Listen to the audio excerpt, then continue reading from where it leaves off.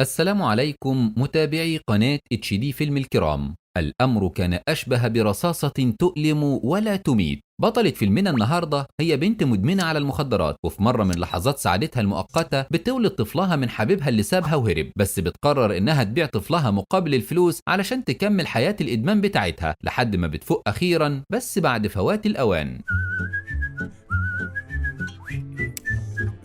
وبيبدأ فيلمنا النهاردة مع بنت اسمها نيسكا، واللي بتكون بتولد في أحد مراتها لتعاطي المخدرات، والطفل ده بيبقى ابن حبيبها اللي سابها وهرب لأنه مش عاوز يتحمل مسؤولية طفل. وبتفضل نيسكا تتعاطى المخدرات بشراهة كالعادة، وكل يوم صاحبة البيت اللي هي فيه بتخبط عليها علشان الإيجار وهي ولا هنا، وبتنزل نيسكا لشوارع المدينة علشان تشتري مخدرات بآخر فلوس معاها. ولما بترجع البيت الطفل بيكون عمال يعيط، لكنها مش مهتمة غير إنها تاخد الجرعة المعتادة بتاعتها وبعدين تقدم اللبن للطفل. وفجأة بتلاقي صاحبة البيت قدامها، واللي بتسيب لها انذار بالطرد لو ما دفعتش الايجار المكسور عليها. فبتفتح نيسكا صندوق مقتنياتها علشان تشوف اي حاجة ينفع تتباع، وبتلاقي في صورتها مع ابوها وامها زمان لما كانت بتلعب باليه وقدامها مستقبل كويس، وده كان قبل ما تدخل في سكة الادمان والمخدرات اللي دايما نتيجتها واحدة للكل. وبتشوف كمان السكاتة اللي امها كانت جايبها لها، وبتقرر انها تديها للطفل الجديد بتاعها على امل انه يبطل صراخ شوية. وبتروح تاني يوم للبنت اللي بتشتري منها مخدرات وبتعرض عليها تاخد الساعة بتاعتها مقابل مخدرات، لكن البنت بتضربها بالقلم وبترفض تديها حاجة غير مقابل فلوس. فبتروح نيسكا وهي متضايقة، خصوصا انه ما بقاش معاها فلوس خالص وحالتها متدهورة لدرجة انها بتقع على الارض مش قادرة تتحرك بسبب كميات المخدرات الكبيرة اللي في جسمها. وهنا صاحبة المكان بتلحقها على اخر لحظة وبتحطها في السرير، وبتكتب لها رقم واحدة بتشتري الاطفال علشان تبيع نيسكا طفلها وتساعد نفسها بالفلوس، خصوصا كمان ان واحدة مستهترة زيها مش هتقدر تربي طفل تربية سليمة. ولما بتصحى نيسكا بتبقى هتتجنن وتاخد جرعة المخدرات بتاعتها، لكن لما بتروح للبنت وبتعرف ان مش معاها فلوس بتقفل الباب في وشها. فبترجع نيسكا للبيت وهي مش عارفة تعمل ايه، وكمان الطفل اللي معاها ده محتاج رعاية واكل وشرب، وهي مش هتقدر توفر له كل ده. وهنا بتبص على الرقم اللي على ايديها وبتتخذ اخطر قرار في حياتها بالكامل، وبتتصل نيسكا على الست اللي بتشتري الاطفال واللي بيكون اسمها إيما، وبتتفق معاها انهم يتقابلوا علشان يشوفوا الطفل. وبتفضل إيما تحسب هي بتشتري الاطفال بكام وتبيعهم بكام علشان تحسب تكلفة المكسب بتاعها. وفعلا تاني يوم بتروح نيسكا بطفلها علشان تقابل إيما في الحديقة، وبتكون بنت إيما الكبيرة ألبيون موجودة في المكان، وبيبان انها شخصية مضطربة لا تقل غرابة عن إيما نفسها. وبتفضل إيما تشم نيسكا بشكل غريب علشان تتأكد ان الطفل مش بيعيش في مكان سيء، وبعدها بتطلع الفلوس وبتحطها في جيب نيسكا اللي بتكون خايفة جدا ومش واثقة من اللي بتعمله. وبتاخد إيما منها الطفل وبتبص له نظرة عميقة من غير ولا كلمة علشان تفهم نيسكا من نظراتها المخيفة دي انه خلاص ما بقاش في رجوع في الصفقة اللي هم عملوها، وما ينفعش نيسكا تحاول ترجع في كلامها بأي شكل من الأشكال. وبتاخد إيما الفلوس وبتروح تشتري المخدرات بتاعتها وبتدفع الإيجار المكسور عليها كمان، وبتفضل ماشية في الشارع بعد ما خدت جرعتها المعتادة وهي حاسة بالحرية الكبيرة، لكن اللي لسه مش مدركاه هو الحرية دي على حساب ايه بالظبط. وبيعدي يوم والتاني ونيسكا بتكون قاعدة في البيت تشرب مخدرات وبس، ولما الطفاية بتقع منها بتتعصب جامد وبتدور على ازازة الخمرة، لكن ايديها بتيجي على السكاتة بتاعة الطفل. وهنا بتفوق نيسكا شوية وبتدرك انها باعت طفلها، ومن التوتر بتوقع كل حاجة حواليها وما بتكونش عارفة تتصرف ازاي. ولما بتحاول تشوف الرقم بتاع إيما اللي كان على ايديها علشان ترجع في الصفقة مش بتلاقيه لانه اتمسح، فبتقرر تروح للمكان اللي اتقابلوا فيه على امل انها تشوفه مرة تانية. ولما ما بيكونش في حد هناك بتقعد نيسكا تشرب علشان تنسى اللي حصل معاها، وبعد ما بتخلص الازازة كلها بتقرر تنزل البحر علشان تتخلص من حياتها البائسة للابد، لكن غريزة البقاء بتخلي نيسكا تقاوم الموت وتطلع تاني لبر الامان. وبتقرر نيسكا انها تكمل طريقها في الحديقة الشاسعة على امل انها توصل لإيما، لكنها بتشوف حصان ابيض جميل في المكان وبيبدأ التفاؤل يدخل قلبها من جديد. وبتكمل مشي لحد ما بتشوف بيت ريفي من الطراز العتيق وألبيون بتكون خارجة منه، فبتتأكد انه بتاع إيما. وبعد شوية بتقرب نيسكا من الباب وبتعلق عليه السكاتة بتاعة طفلها ويدوب بتخبط خبطة خفيفة، لكن فجأة بتلاقي حد بيصرخ وبيحاول يفتح الباب فبتروح تستخبى بعيد. وهنا بتلاقي إيما بتجري ورا ألبيون وبتضربها، وبتشوف كمان الطفلة الأصغر لإيما واللي بتكون متعددة الشخصيات وعندها انفصام، وبتجر إيما ألبيون للبيت وبتقفله من تاني وسط ذهول من نيسكا اللي بدأت تخاف على صحة طفلها من الناس الغريبة الغريبة دي. فبتقرر نيسكا إنها تقرب من الشبابيك بحثا عن طفلها، وبتلاقي ألبيون شايلاه، فبتتخض وبتطمن في نفس الوقت إن طفلها لسه موجود. وأثناء ما كانت مستخبية بتلاحظها إيما وبتبصلها نفس النظرة اللي بصتها لها قبل كده علشان تفهمها إن موضوع طفلها ده انتهى خلاص وما بقاش ينفع ترجع عن قرارها مهما حصل. وفي الليل بتقرر نيسكا إنها تتسلق وتدخل البيت بأي طريقة علشان تطمن على طفلها، وبتفضل ماشية في البيت المرعب لحد ما بتلاقي طفلها محطوط جوه عش زي بتاع الطيور، فبتشيله شوية وبتأكله علشان تستعيد شعور الأمومة من تاني. بس أول ما بتسمع صوت حد صحي بتسيب الطفل في العش وبتستخبى تحت السرير علشان تشوف إيه اللي بيحصل، لكن النوم بيغلبها وبتصحى تلاقي نفسها في نفس المكان بس في حواليها عرايس لعبة كتير جدا، وبتسمع صوت حد جاي فبتستخبى تاني تحت السرير. وهنا بتشوف ألبيون اللي جاية تطمن على الطفل، بس ألبيون نفسها بتبقى شخصية غريبة لدرجة إنها بتمسك المصيادة اللي فيها الفار وبتفضل مركزة معاها بشكل مخيف. ولما بتتأكد إنه مفيش حد بتطلع تطمن على طفلها وتراعيه، بس أثناء ما هي شايلاه بتبقى إيما نايمة على الكرسي والطفل بيعيط، فبتقلق من النوم لكنها بتكسل تقوم، ونسكا ما بتكونش عارفة تتصرف إزاي وبتقف تتسمر في مكانها. وأول ما بتقوم إيما من مكانها بتحط نسكا الطفل في العش وبتستخبى، لكن وأثناء ما نسكا كانت مستخبية بتشوف الطفلة غريبة الأطوار قدامها وهي ماسكة ابنها. نسكا بتبدأ ترجع لورا وكل اللي متحكم فيها الرعب وغريزة البقاء على قيد الحياة. والغريب إن الطفلة بتسيب نسكا من غير ما تقول أي حاجة وبتمشي من قدامها. وتاني يوم بيقعد الكل ياكل ومقضيين حياتهم بشكل عادي، ونسكا بتلاحظ التعب في عيون طفلها فبتشيله وبتفضل تلف بيه في البيت المرعب ده يمكن تلاقي مكان تهرب منه. وفعلا بتفتح شباك في إحدى الغرف وبتاخد الطفل وبتبقى عايزة تمشي، لكن بتلاقي حشرة على رجليها بتخليها تترعب وتقع جوه الغرفة من تاني. فبتروح تحط الطفل في العش بتاعه لحد ما تلاقي طريقة تانية تهرب بيها من المكان. وتاني يوم بتدخل نيسكا تدور على أي أكل أو شرب لكنها مش بتلاقي غير بواقي خمرة، فبتشربهم وبتسيب الإزازة، بس الإزازة بتقع ونيسكا بتلحقها على آخر لحظة قبل ما تعمل صوت في المكان وبتختفي، خصوصا إن ألبيوم وصلت وشافت الإزازة اللي أصبحت فاضية. بعدها بتشوف إيما واللي معاها وهم بيجهزوا علشان يروحوا المكان ما، واللي بيكون عبارة عن قبر لأحد أطفال إيما المتوفيين، وبتقعد قدام القبر وهي منهارة وبتعيط. وهنا بتستغل نسكا الفرصة وبتقرر تاخد الطفل وتهرب من المكان قبل ما يرجعوا، لكن أول ما بتطلع وبتيجي تبوس ابنها لأنهم انتصروا أخيرا بتتصدم إن اللي معاها ده مش ابنها ولا شكله أصلا. نيسكا مش فاهمة حاجة، دخلت وسابت الطفل في العش بتاعه مرة تانية، والعيلة الغريبة بترجع من المقابر وبيتأكدوا إن الطفل تمام وكل واحد بيشوف حياته. نيسكا مش فاهمة إيه اللي بيحصل ومسكت سكينة علشان لو حد شافها مش هيبقى قدامها خيار آخر غير القتل. وبتفضل ألبيون تصور الطفل الجديد علشان يعرضوه للبيع كالعادة. وهنا بتشوف نسكا الشال اللي كان مع طفلها طالع بره الصندوق، فبتفتح الصندوق علشان تتصدم إن ابنها ميت بطريقة وحشية ومرمي في جردل تلج. نسكا دموعها بتنزل وبتقعد على الأرض بعد ما فهمت إن بغبائها تسببت في مقتل طفلها الوحيد، وبتخرج من البيت وهي منهارة ومش عارفة تفكر. وبتفضل ماشية لحد ما بتشوف إيما وهي قاعدة مع ألبيون ومعاها الطفل الجديد علشان يبيعوه، فبتقرر نسكا إنها تسيب كل ده وتهرب، وفعلا بتركب الأتوبيس. لكن في نص الطريق بتقرر إنها تعمل حاجة في حياتها وبتنزل من الأتوبيس علشان تنقذ الطفل الموجود في بيت العيلة الغريبة وتربيه هي كأنه ابنها. في الوقت نفسه اللي بتكون ألبيون عمالة تصور الطفل، وإيما كالعادة بتحسب المكاسب والخسائر الأخيرة، خصوصا إنها خسرت كتير بعد ما قتلوا طفل نسكا، لكن الخطوة دي كانت ضرورية من وجهة نظر إيما علشان تخلي نسكا تبعد عنهم للأبد. لكن اللي هيحصل هيكون عكس مخططات إيما تماما، خصوصا إن نسكا وصلت للبيت من تاني ومستنية الفرصة المناسبة علشان تدخل تنقذ الطفل. وبالفعل بتقدر تدخل للبيت وهم مشغولين بتاخد كام حباية كرز علشان جعانة، وبتلاحظ إيما اختفاء الكرز وبتطلع تطلب من الطفلة الغريبة إنها تجيب لها غيره، وهي مش مهتمة مين اللي خده، بس بتحس إن في حركة في المكان وبتمسك السكينة وبتدخل تدور وهي مستعدة بالكامل لقتل أي شخص هيظهر قدامها. وبتبقى نسكا في الدولاب وكاتمة نفسها وهي مرعوبة، أحسن الست المجنونة دي تشوفها وتقتلها. وفعلا إيما بتقرب من الدولاب وبتفتح أول ضلفة لكن بيطلع خفافيش، فبتتأكد إيما إنه مفيش حد وبتقفل وهي على بعد نظرة واحدة بس من نسكا. وبتقدر نسكا بعدها إنها توصل للعش اللي فيه الطفل الجديد وبتأكله لكنه بيبقى رافض لحد ما بتقربوا منها، وهنا الطفل بيرتاح ونسكا هي كمان بترتاح وبتعزم أكتر على تربيته بالشكل المناسب علشان تعوض اللي عملته. لكن لما بتيجي تاخده وتمشي بتكتشف إنه مربوط بحبل، فبسرعة بتمسك أداة حادة وبتبدأ تقطع الخيط قبل ما حد يشوفها، وبتنجح فعلا وبتاخد الطفل تحت العش علشان ما حدش يشوفه. لكن الطفلة الغريبة بتظهر قدامها مرة تانية وكمان معاها السكاتة بتاعة طفلها علشان تفهم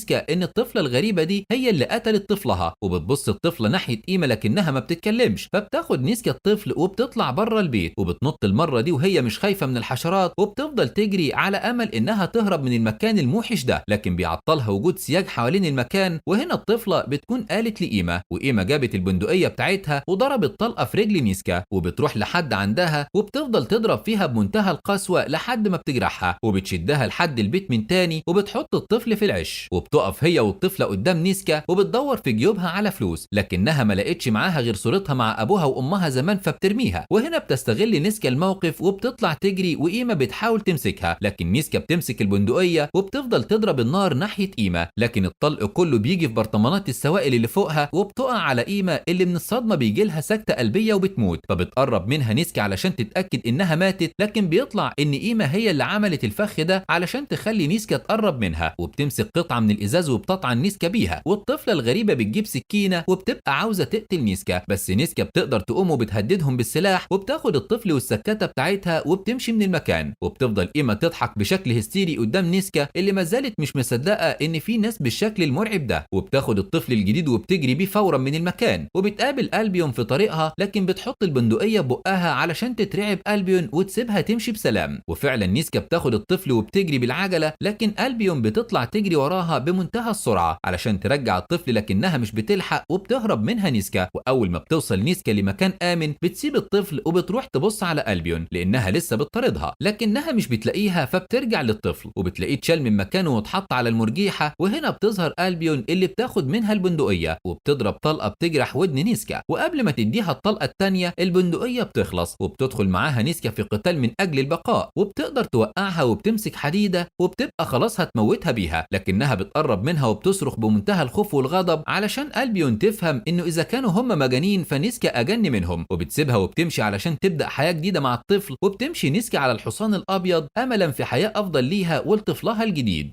وبكده بينتهي فيلمنا النهارده. ما تنساش تدعمنا بلايك وتكتب لنا رأيك في كومنت علشان توصل لك كل ملخصات HD فيلم.